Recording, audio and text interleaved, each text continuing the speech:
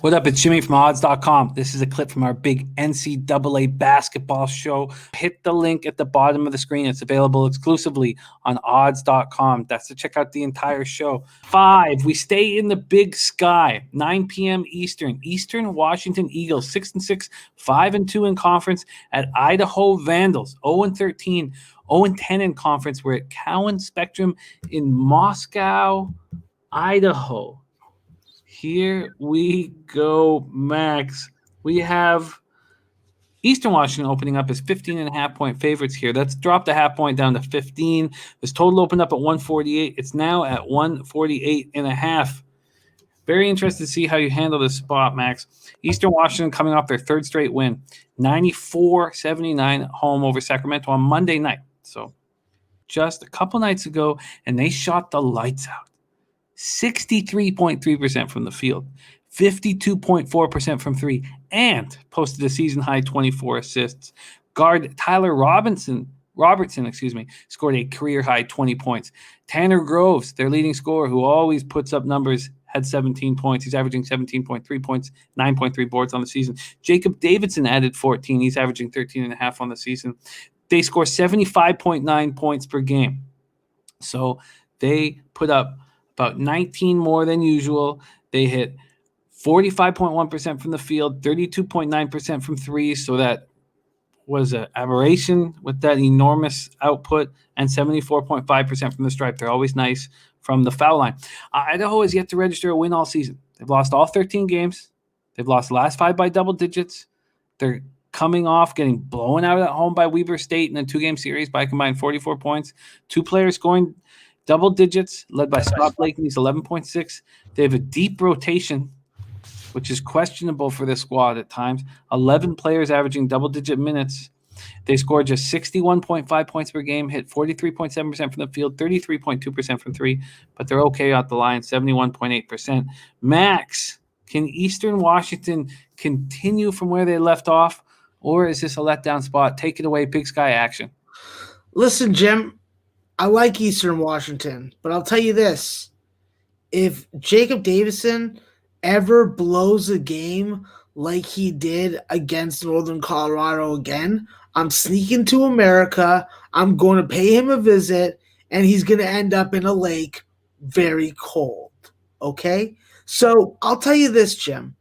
With Eastern Washington, what they typically have done, what their pattern has been so far this conference season is that they play very low-scoring games in the first of the two, and then they let their hair down and they have a cupcake.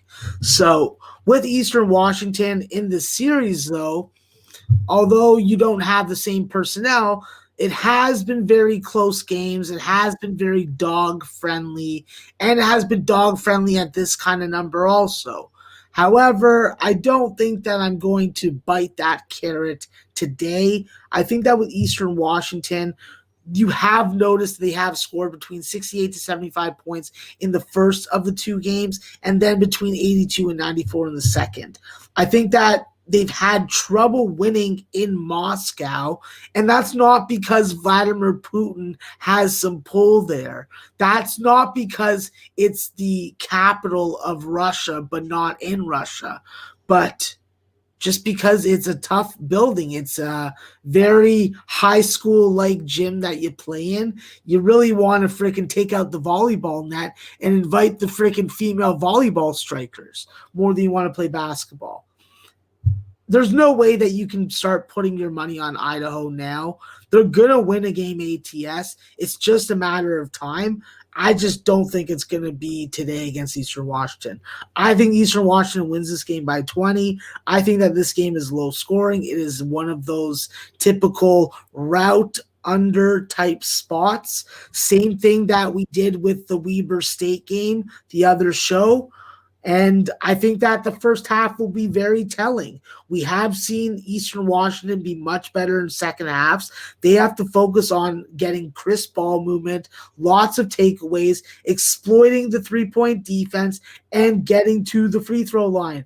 You have guys like Tyler Robinson, you have Kim Aiken, you have Tanner Groves. What do all these guys have in common? They all hit 80% of their free throws. So get them to the goddamn line. This is a game where Eastern Washington should be able to win this game comfortably by this margin and by this spread, regardless of what's happened in the past.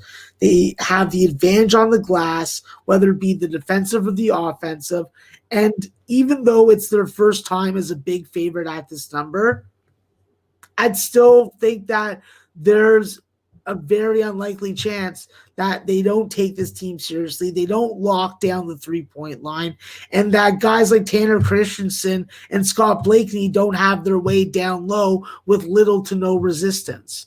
The one area of concern, Jim, that I have when it comes to this Eastern Washington team is what do they do if they become foul prone and they get into foul trouble? There isn't really a lot of depth that I view as serviceable. So I think that staying out of foul trouble is going to be key, and that may allow Idaho to stay in this game longer than they should. But in the end, I think Eastern Washington is going to be able to win this game comfortably. The play that I like for the show, though, is going to be the under. I'm going to take the under 148.5 or a better number if you can find it for me. Although there are some definite red flags when it comes to the possibility that Eastern Washington puts up 90, I just think that with this Idaho team, they are struggling to get to 60. If the 3-point is not dropping for them, then they're really left with very limited options. And I think that's going to be the case. So under 148.5 is good by me, if not 149. There are no 149s. They're all across the board, 148.5 at minus 110. They're actually, that's not true. BetMGM has moved it to 147.5. They have BetMGM at 15.5, and then we have Circus Sports hanging the 14.5 sidewise. Under 148.5 minus 110 at FanDuel for Maxwell Smart. That's his last action in the Big Sky, but not his last action on this card. We go back to the Ohio Valley Conference.